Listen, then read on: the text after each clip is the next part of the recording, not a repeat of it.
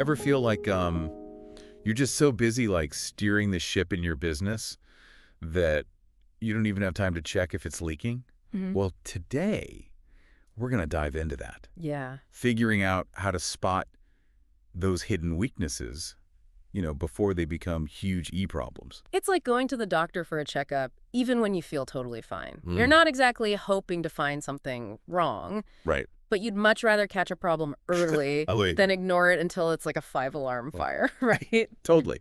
But let's be real. When you're so in the weeds of running a business, it's easy to fixate on what's already working. Oh, absolutely. It's human nature to sort of highlight our strength and downplay those weaknesses. Mhm. But just like a ship needs regular maintenance, businesses need to address those weaknesses head on to really thrive. Okay, so where do we even start?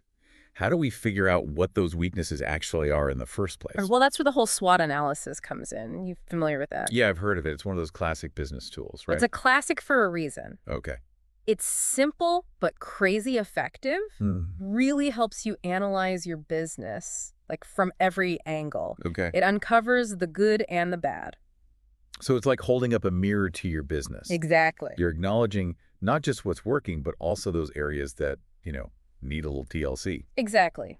SWOT stands for strengths, weaknesses, opportunities, and threats.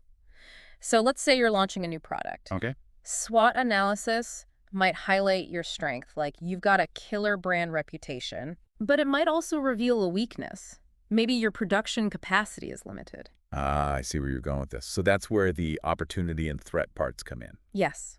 So the opportunity is like, okay, we need to expand production.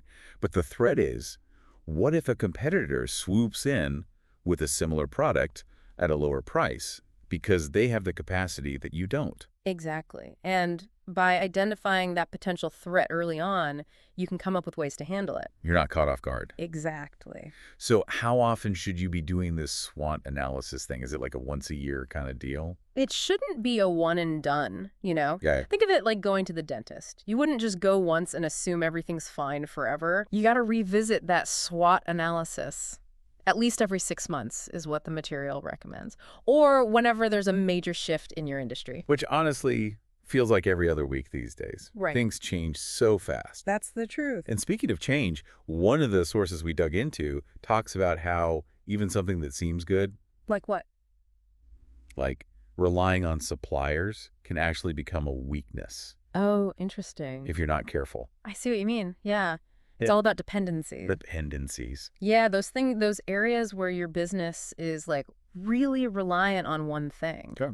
Like imagine a chandelier Okay. hanging by a single thread. Oh, no. It might look fancy, but if that one thread snaps, Disaster. that's kind of what can happen in business too if you're putting all your eggs in one basket, right? Right. Like if you're relying too much on just one supplier or one particular customer, Exactly. one technology even. Especially in today's world. Yeah, it could all fall apart. It could. It could. Let's talk about supplier dependency for a sec. Okay. So, say you've got a clothing store. Okay. Business is booming. You found this incredible supplier for your jeans. Everyone loves those jeans. Right. They fit perfectly. The quality's amazing. The price is right. But then what if that supplier, I don't know, they go out of business? Or the quality of their stuff just tanks. What do you do? Your whole business is like built on those jeans. Exactly. So you're saying it's kind of like diversifying your investments. Yeah, exactly. Like with your portfolio, Yep. instead of relying on just that one amazing supplier, you branch out a little. Even if it means like maybe the price is a little higher from a different supplier Mm-hmm. or the quality is slightly different. Okay. But that way you've got a backup plan. You're not putting all your eggs in one basket. Gotcha. Yeah, exactly. What about customer dependency then? Oh, that's a good one. Because, yeah, I mean, you want loyal customers. Yeah. But at what point does that actually become a bad thing? It's a problem when like your business is completely reliant on like 2 or 3 big clients. Okay. Let's say you're a software company. Right. And 80% of your revenue comes from this one huge GE tech company. Okay.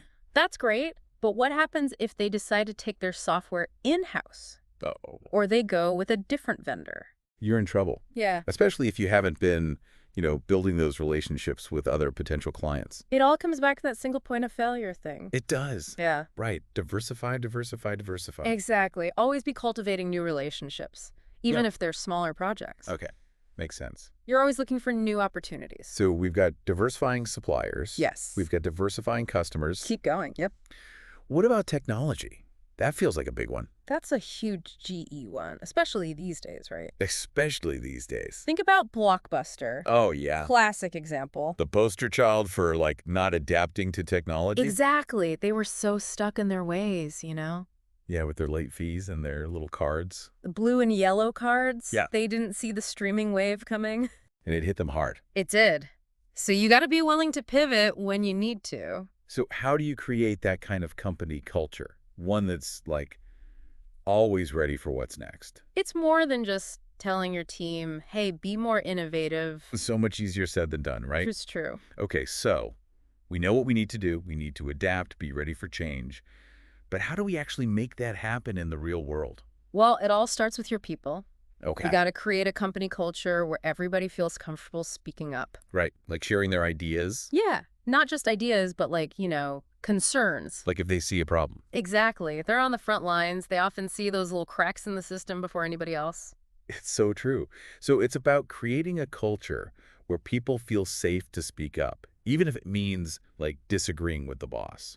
Oh, absolutely. Like, respectfully, of course. Of course, of course. But yeah, that's how you get real innovation.